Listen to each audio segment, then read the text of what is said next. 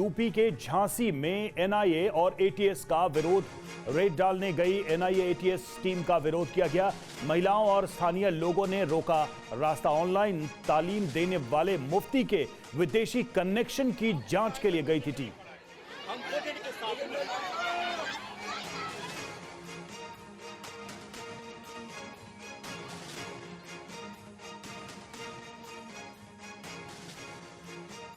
में हमारा ऑनलाइन काम है तो उसमें बहुत सारे नंबर होते हैं, बहुत सारे नंबरात हैं, कम से कम अच्छे खासे नंबर है, बहुत सारे ग्रुप है।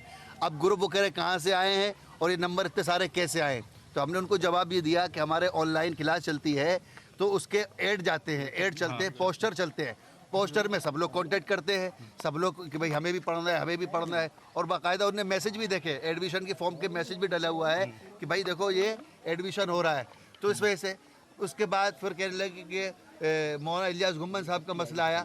मौलाना इलियास गुम्मन साहब कौन है, ये कहाँ से हुआ, तो इस सिलसिले में जांच चल रही है और जो कुछ है उन्होंने बना के दे दिया है, हमारे पास मौजूद है। आप कब से पढ़ा रहे हैं सर? हम ऑनलाइन पढ़ा रहे हैं, 10, 11, 12 साल से ऑनलाइन पढ़ा रहे हैं। आपके पास? हमारे पास सबसे ज़्यादा इंडिया के हैं, इंडिया के सब बच्चे पढ़ते हैं। बाहर के जो बच्चे वो इंडिया ही के बच्चे हैं, बाहर के बच्चे जैसे कि आपके क्या कहते हैं इंग्लैंड के हैं और आपके इस्लामिक कुरान कायदा छोटे छोटे बच्चे वो भी इंडिया ही के हैं, कोई अरब कंट्री का कोई नहीं है। तो मदरसा चलाते हैं। तो देखिए इस पूरे मामले पर पूछताछ होनी थी। एनआईए एटीएस की टीम यहां पर गई थी, लेकिन यहां पर विरोध प्रदर्शन शुरू हो गया और मुफ्ती के विदेशी कनेक्शन के आरोप थे, जिसको लेकर यह टीम गई थी जांच पड़ताल करने के लिए, पूछताछ करने के लिए। लेकिन यहां पर विरोध प्रदर्शन, खासकर महिलाओं ने यह प्रोटेस्ट किया है।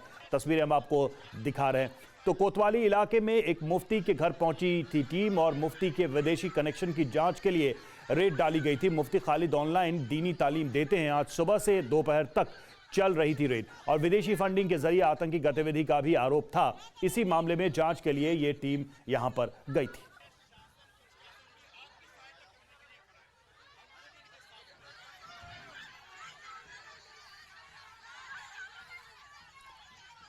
तो देखिए किस तरह से महिलाएं सड़कों पर उतरी। झांसी का ये पूरा मामला, और इस पूरे मामले पर मुफ्ती की तरफ से भी ये कहा गया कि विदेशों से भी छात्र ऑनलाइन हमारे साथ जुड़ते हैं और उन्हें हम दीनी तालीम देते हैं। हालांकि इन नंबर्स, इन कॉन्टैक्ट्स के आधार पर ही ये आरोप लगाए गए थे। विपिन चौबे हमारे साथ, हमारे संवाददाता इस वक्त जुड़े हुए फोन लाइन पर। विपिन, क्या है ये मामला, किस आधार पर ये आरोप लगे हैं मुफ्ती पर और ये विरोध क्यों, अगर सब कुछ ठीक है तो?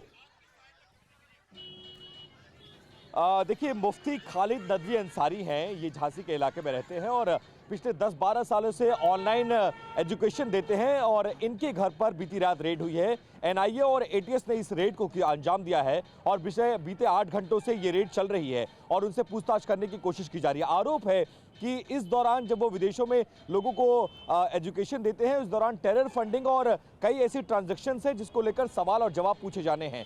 उसी चीज़ को लेकर पूछताछ चल रही है और अब उनको हिरासत में लेकर पुलिस लाइन या कोतवाली ले जाने की कोशिश की जा रही है, लेकिन वहां पर मौके पर भारी भीड़ जमा है और ये भीड़ उनको ले नहीं जाने देना चाहती है। वो ये कह रही है कि जो पूछताछ करनी है यही करिए और अगर आपको कुछ बरामद हुआ है तो उसके बारे में भीड़ को डिटेल दीजिए। लेकिन अभी कशमकश बना हुआ है, तनाव व्याप्त है, आसपास के लोग मौके पर इकट्ठा हैं और वो एटीएस और एनआईए की कार्रवाई में बाधा उत्पन्न कर रहे हैं। जी शुक्रिया विपिन, आपका हमसे जुड़ने के लिए, इस जानकारी के लिए।